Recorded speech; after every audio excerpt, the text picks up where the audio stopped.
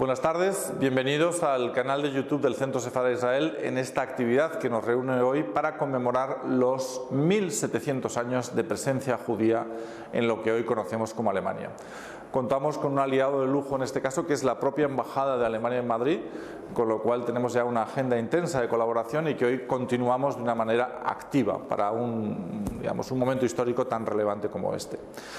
La verdad es que cuando pensamos en Alemania y el judaísmo pensamos en un hecho histórico, que es el Holocausto, que es una realidad, evidentemente, pero hay un pasado anterior y además hay un pasado muy rico de interacción, de una presencia cultural muy importante judía en Alemania, de manera que incluso no podríamos entender hoy en día lo que es Alemania sin esas grandes aportaciones que el judaísmo hizo a la misma.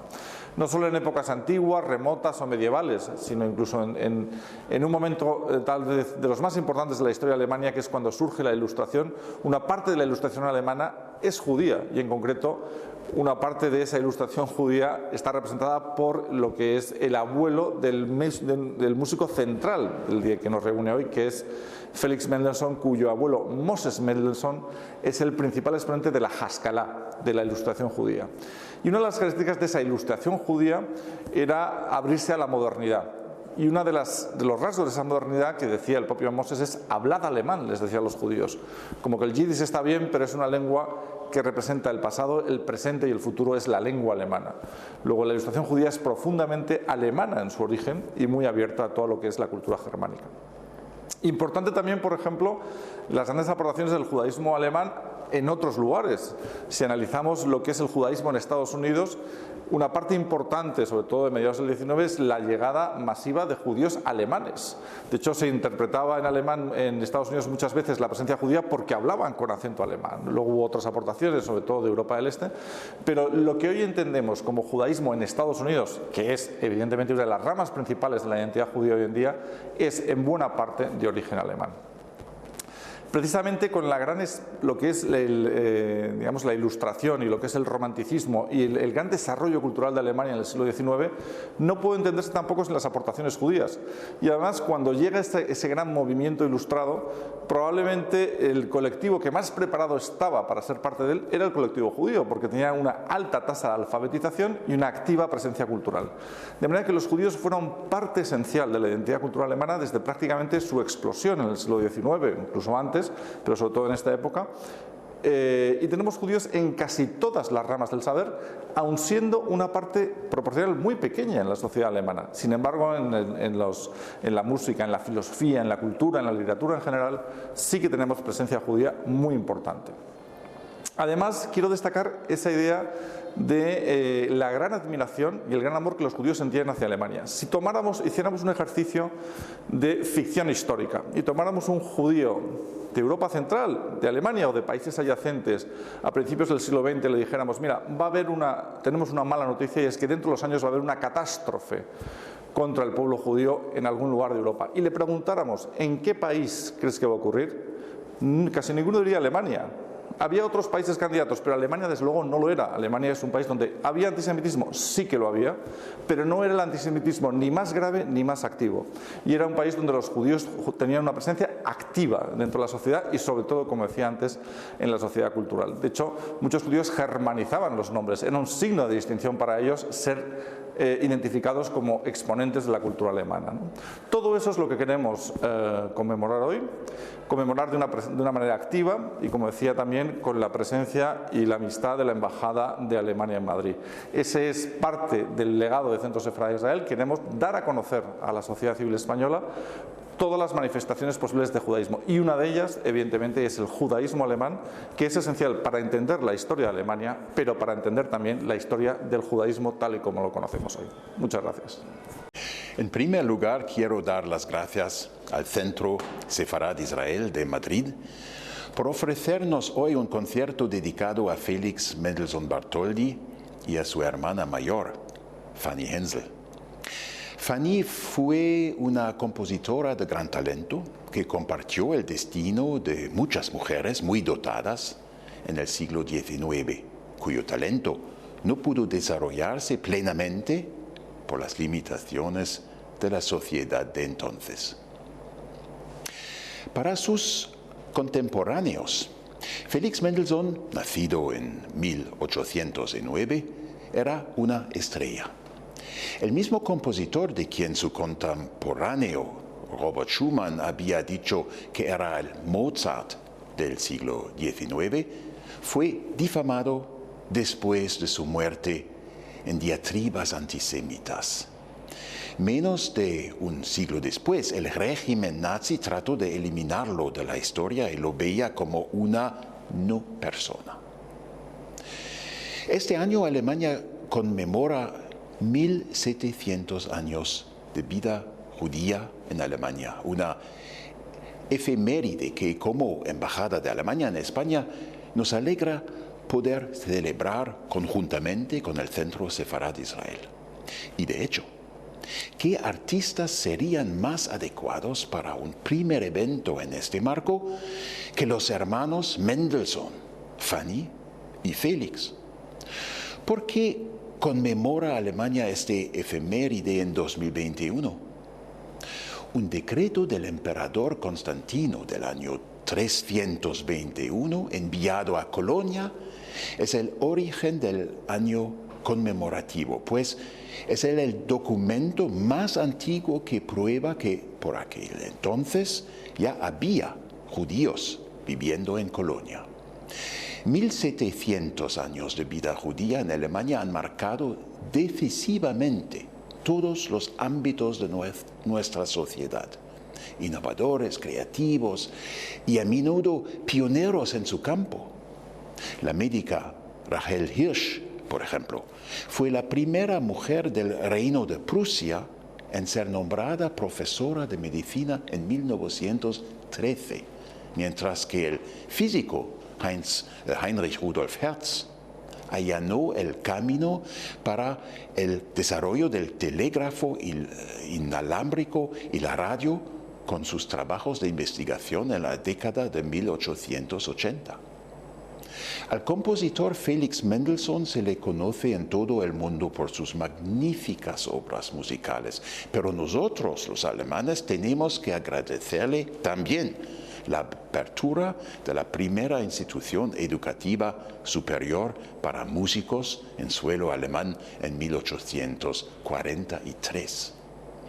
1700 años de vida judía en Alemania son años de prosperidad cultural, pero también de profunda inhumanidad. La Shoah, el genocidio sistemático de los judíos europeos, fue una ruptura de la civilización y un crimen contra la humanidad a una escala sin precedentes. Nuestra responsabilidad como alemanes se puede expresar de modo muy sencillo y sin embargo contundente. Nunca más. Que Alemania vuelva a tener hoy una comunidad judía muy activa es para nosotros un regalo porque sentimos una enorme gratitud. En este año de celebración hay mucho que descubrir y redescubrir, ya sea en la filosofía, la literatura y la música o en la ciencia y la medicina. Ciudadanos judíos han ayudado a escribir y dar forma a la historia alemana y europea. Mis agradecimientos al pianista Darío Meta por ofrecernos este concierto. Tiene una estrecha relación con Alemania, ya que fue becario del prestigioso programa Wardwell de la Fundación Alemán von Humboldt durante su formación en Lübeck. También ha sido becado por el Servicio Alemán de Intercambio Académico, DAAD, y la Fundación POSEL. Muchas gracias.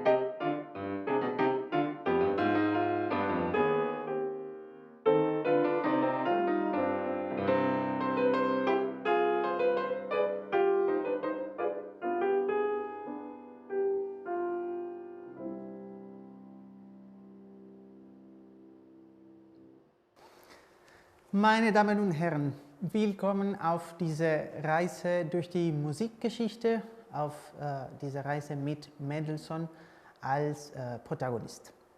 Ich möchte gerne mich bedanken bei der Botschaft der Bundesrepublik Deutschland in Spanien und Centro Sefarad Israel. Sie haben das Konzert ermöglicht. Und jetzt auf Spanisch. Muchas gracias, bienvenidos a este concierto en el que vamos a repasar la figura de Félix Mendelssohn a lo largo de la historia en la ocasión del aniversario de 1700 de la presencia judía en Alemania. Para ello vamos a dar una visión sobre Félix Mendelssohn en cuanto a sus influencias frente a otros compositores y también por qué es tan importante Félix Mendelssohn en la historia de la música. Pues bien, Félix Mendelssohn marcó precisamente un antes y un después en la historia de la música, compuso una gran cantidad de obras y algunas de ellas son de las más famosas de toda la historia. Félix Mendelssohn nació en una familia judía de un gran amor por la cultura y a lo largo de su vida tuvo en algunos momentos que enfrentarse a ese antisemitismo del siglo XIX, digamos en vida y también en muerte, porque una vez después de fallecido Mendelssohn, sus obras fueron prohibidas durante la época de la Alemania nazi. También fueron prohibidas las obras de otros compositores que tenemos en el programa de hoy, como pueden haber sido el mismo Frédéric Chopin, por haber sido un nacionalista polaco, o el mismo Claude Debussy, que estaba casado con una mujer de origen judío y por la misma razón no era bien visto. El caso de Félix Mendelssohn es especialmente interesante.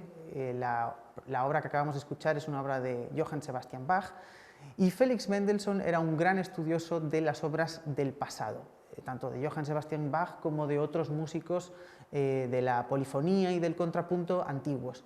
Esta razón de ese estudio de esa música se debe en gran medida a uno de sus profesores, que fue uno de los que más le impulsó a estudiar esas obras de compositores antiguos, y es un rasgo que también comparte con otros compositores como el propio Frédéric Chopin, que también era un gran fanático de Bach y de sus obras.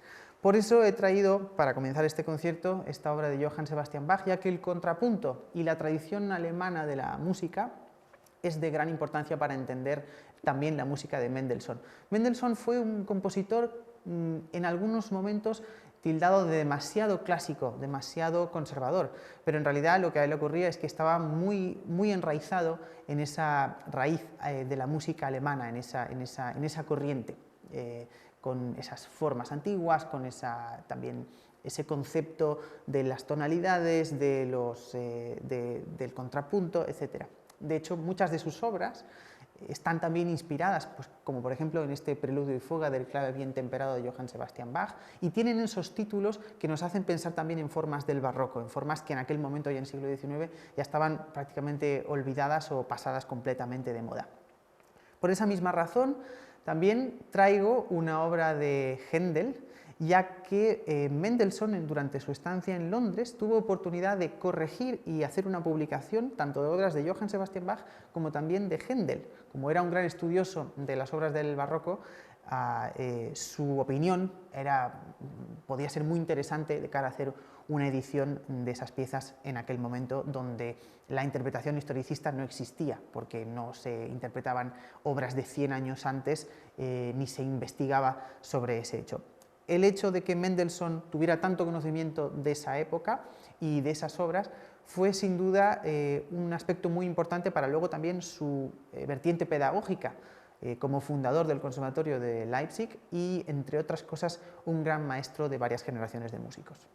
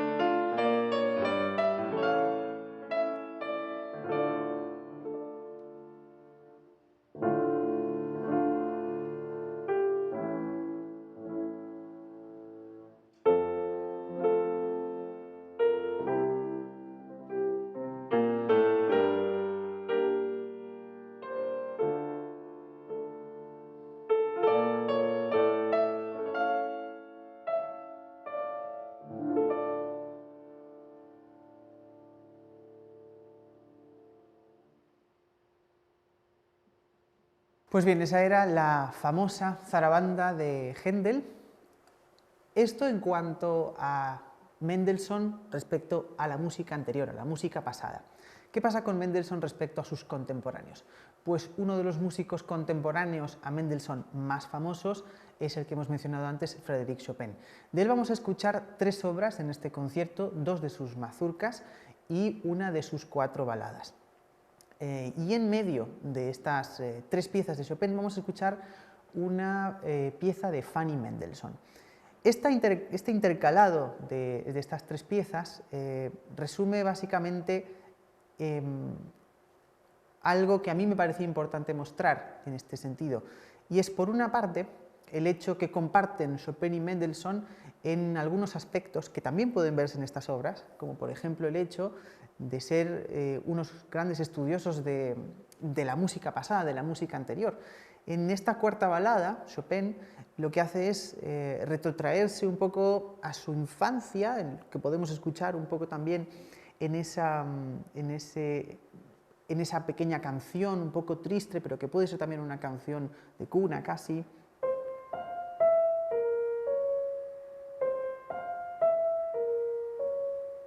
Que es el tema de la 4ª balada, pero también está muy presente el aspecto de las voces en la música, un aspecto que nos pone muy en comunicación tanto con Mendelssohn, con esa tendencia, digamos, a hacer una música más clásica o más conservadora, como los maestros del pasado. Tanto Chopin como Mendelssohn fueron grandes estudiosos, como digo, de la música del barroco, y aunque se pueda tener a Frédéric Chopin como un exponente del romanticismo en su más alto nivel, en realidad, tanto como Mendelssohn fue muy fan de este género. Y la razón por incluir a Fanny Mendelssohn, a Fanny Hensel, es porque para Mendelssohn fue uno de los compositores, de los músicos de su tiempo más importantes para él. Le tenía muchísimo cariño como su hermana, como la hermana que era, pero además la admiraba muchísimo a nivel compositivo y a nivel artístico. De hecho, él mismo le decía a sus amigos que Fanny tocaba el piano mucho mejor que él. Ahora tenemos la oportunidad de redescubrir toda esta música de Fanny Mendelssohn, que ha estado oculta durante mucho tiempo, básicamente porque no se ha programado y no se ha tenido muy en cuenta a la hora de estudiar, tampoco ha sido estudiada en los conservatorios, lo cual ha hecho que gran parte de esa obra se olvide. De ella vamos a escuchar la canción Opus 8, número 2, para el piano, y de Frédéric Chopin vamos a escuchar 2 de sus mazurkas y la balada 4, Opus 52.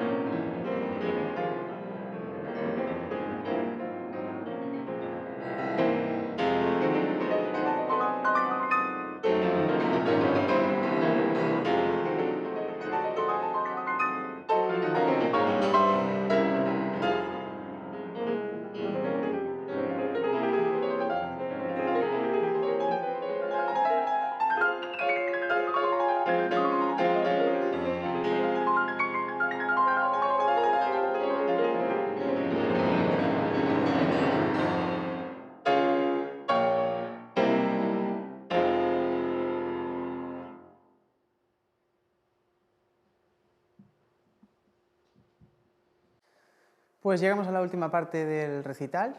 En este caso vamos a terminar con dos obras, por una parte de Felix Mendelssohn, el protagonista que ha vertebrado todo nuestro recorrido en el día de hoy, y por último con una obra de Claude Debussy. He elegido estas dos obras porque son dos obras que de alguna manera están hablando un poco del futuro, en el sentido musical de la cuestión. Claude Debussy fue un compositor que se destacó precisamente por ser uno de los primeros casos de fusión, en el sentido de que él tenía una formación occidental sobre la música, y a raíz de conocer música de las islas orientales y de Java y Sumatra, todas esas escalas, toda esa música que conoció, la introdujo y la usó para componer, de manera que llegó a crear un estilo muy particular, muy especial, y también fue un punto de partida para el resto de compositores que vinieron después para empezar a experimentar en ese sentido, una música mucho más libre, mucho más fuera de lo que había sido hasta entonces la tradición europea, en su caso de Francia, con los conservatorios, etc. Y en el caso de Mendelssohn, la obra que he escogido es una de sus canciones sin palabras, una obra extensísima que tiene muchísimos números, son fragmentos pequeñitos, y esta obra de canciones sin palabras, en este caso, describe un escenario en Venecia con las góndolas, el gondolero, y un poco describe con la forma de componer esa música esa situación que él se imagina, ¿no? Que podemos imaginar nosotros también, a lo mejor con los canales quizá lleno de niebla, quizá oscuro, y el gondolero con una canción muy triste, que es como una especie de letanía que le va acompañando rítmicamente. Y justo después la obra de Claude Debussy, que se llama precisamente Reflejos en el agua. Muchas gracias y espero que hayan disfrutado de este concierto.